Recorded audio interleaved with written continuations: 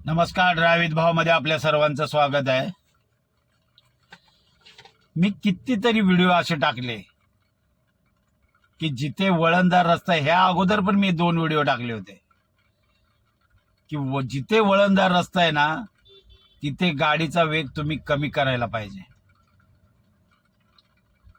हा व्हिडिओ परदेशातला आहे. मी काय सांगतो की व्हिडिओ कुठलाही असू द्या, आपला मोटिव्ह काय आहे,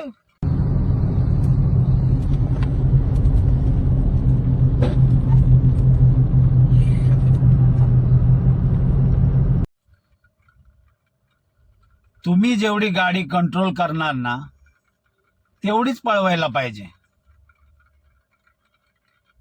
पण लोक ना भान विसरतात.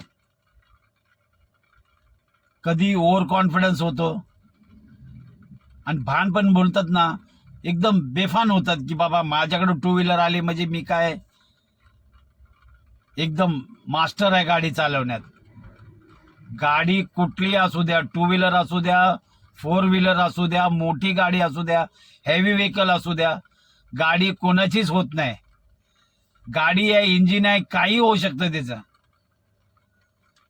आणि त्यात तुमचा जो गाडीचा जो वेग असतो तो तुम्ही कंट्रोलमध्ये नाही ठेवणार.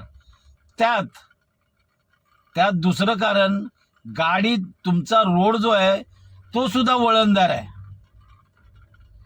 याचा अर्थ गाडी तुम्हाला तिथे कव्हरच होणार नाही.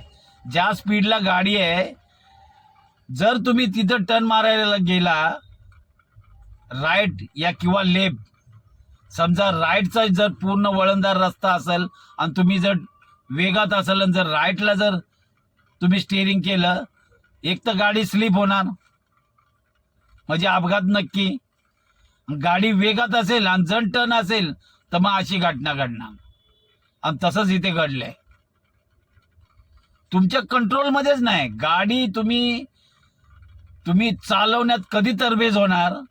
गाडी कंट्रोल करायला शिकल्यानंतर. त्याला बोलतात तरबेज झाला, म्हणजे एकदम परफेक्ट माणूस झाला गाडी चालवणारा. मग कुठली गाडी असू द्या, वेगाचा काही संबंध नाही. तुम्ही गाडी कितपर्यंत कंट्रोल करू शकता त्याला मास्टर बोलू शकतो आपण, म्हणजे खरा ड्रायव्हर. पण बस वेग वाढवणे आणि कंट्रोल नाही झालं तर अशी घटना होणार.